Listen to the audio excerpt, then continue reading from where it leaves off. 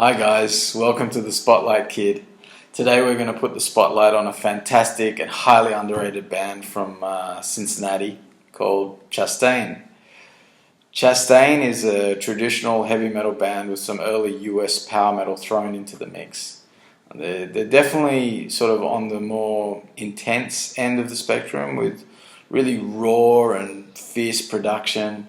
You know, they've got this explosive shred guitar playing by main man David T. Chastain and of course the absolutely ferocious, face-melting vocals from the little queen of heavy metal herself, Leather Leone.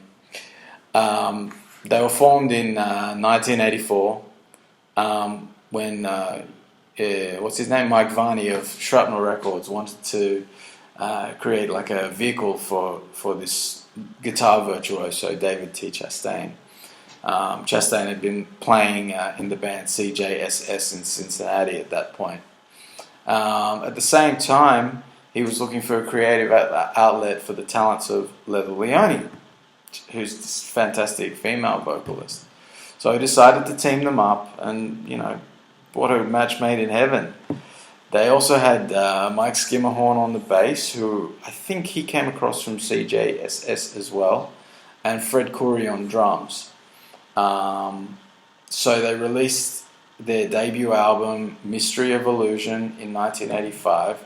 And then, so Fred Coury, the drummer, he left the band after that and went on to Cinderella, actually. At which time Ken Mary joined the band. Behind the drum kit, and they in 1986 they went on to record the album that we're going to focus on today, their second album, Ruler of the Wasteland. So Mystery of Illusion, let's just say that's a great album. It's a really great album. It's a great debut, and I love all the 80s output of the band. That first Leather Leone period it's really untouchable. It's great. Every album is good, and Mystery of Illusions is definitely, a great debut and a great place to start. But I feel like they really hit their stride with the second album, with Ruler of the Wasteland. It's this intense, unrelenting barrage of heavy metal goodness, and I think if you've heard Chastain, I think if you've never heard Chastain, but you love, that US power metal sound and that heavier end of the metal sound, this is a great place to start. I'll probably talk about other albums of theirs another time, but for now, let's have a bit of an explore of this great album. So we kick it off with Ruler of the Wasteland. Now, this thing is action-packed, super catchy chorus. It's got like a great halftime bridge into the solo. I love the screams at the end by Leather too. She's doing that. Yes, I'm the ruler. Sorry, I can't do it like Leather. I sound like total pussy compared to the way Leather does it. She's just screaming her lungs out. Little titanium lunged Leather. She's awesome. The only gripe that I would have with this song and the album probably in general is that it starts off with this sort of noodling shred at the beginning, which it just sort of seems disconnected and pointless to the song. And I don't know. I think if I'd been sitting in the production at the desk at the time, I would have advised them to maybe not do that at the beginning of the song. But it's a small gripe, and it doesn't change the fact that it's an awesome song.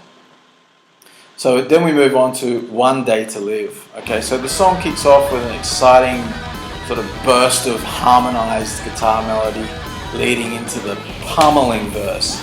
Intense drumming from Ken Mary and riffing from David, and Leather just firing away as usual.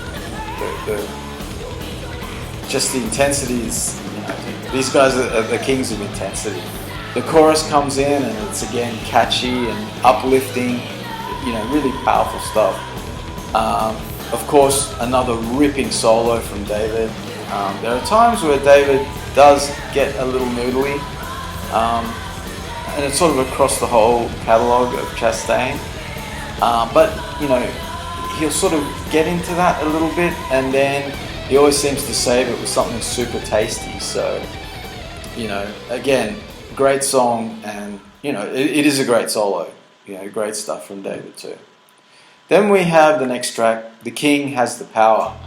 It starts off with a sort of cool bass groove and verse.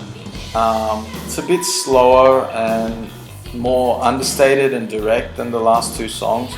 The intensity definitely lifts, when the solo comes, charging in.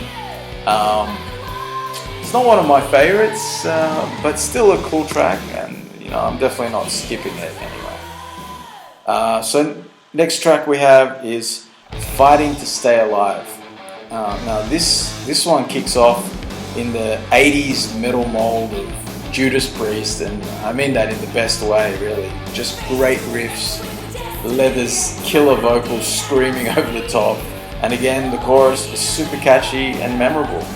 It has a real anthemic, almost arena rock melody, but Leather's delivery is so intense. It just gives it a totally badass underground metal sound.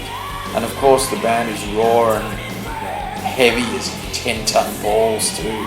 It's just killer. So yeah, great track. Love that one. Next track, we've got Angel of Mercy.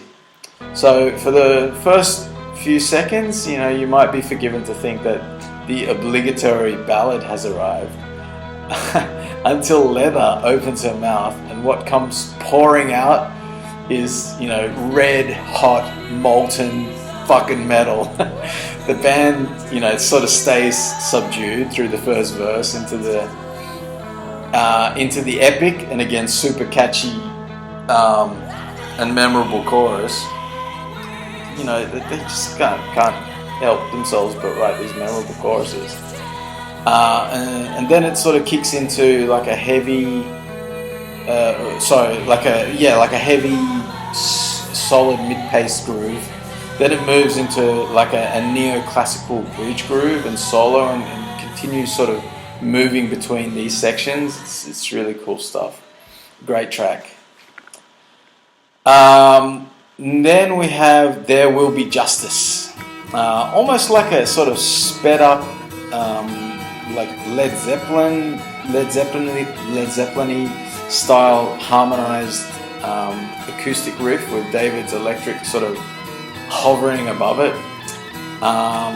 Then after a sort of quick neoclassical heavy riff, it cracks into their, signature heavy, faster paced verse riffing, and Leather doing her thing, sounding particularly savage on this one. Another great hard hitting, catchy chorus.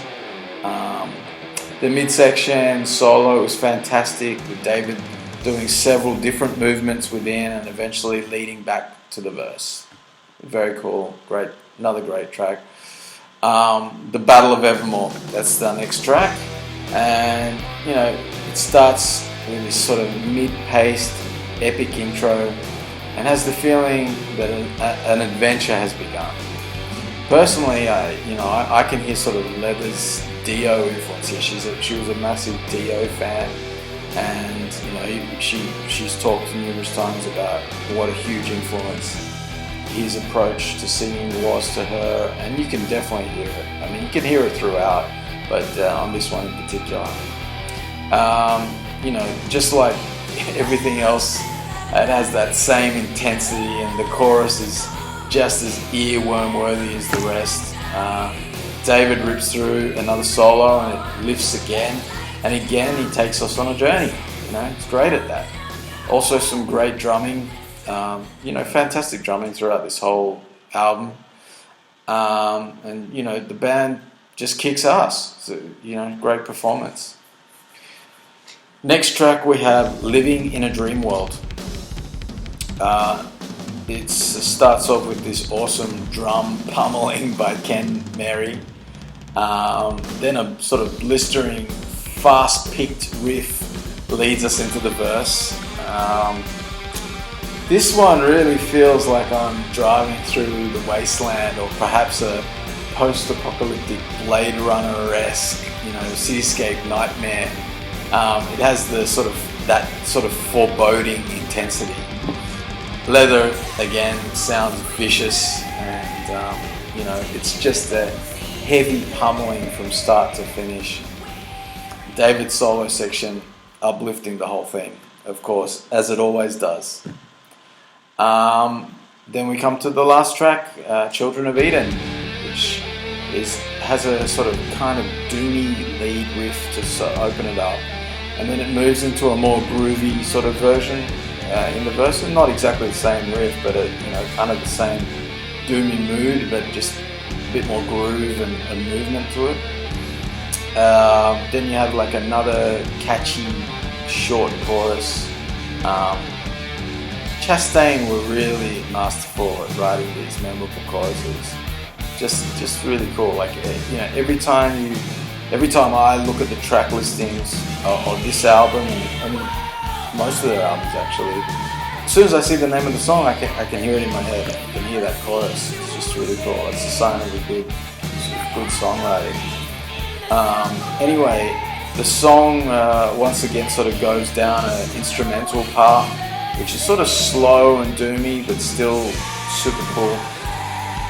There are even like Manowar style choirs that round out the end of the song in this epic fashion. So it's awesome. If you love Manowar, which I do, you're always happy to hear that kind of stuff. So that brings us to the end of the album. What would I rate this album? I would say it's a solid 8 out of 10, and I would definitely highly recommend it. Production is the only thing that really sort of lets it down a bit, and maybe just that opening noodling by David. But apart from that, it's a near perfect heavy metal classic, and can't go wrong. Can't go wrong with this band, and you can't go wrong with this album. Really, I highly recommend it. If you haven't heard it, go and check it out. Go and listen to it on YouTube. Go and buy it. Download it from iTunes or wherever you get your music. But support this band. They definitely deserve it. Anyway, that's it for today. Thanks for watching, and join me next time when we put the spotlight on another amazing album. From me, the Spotlight Kid, keep it metal, and see you next time.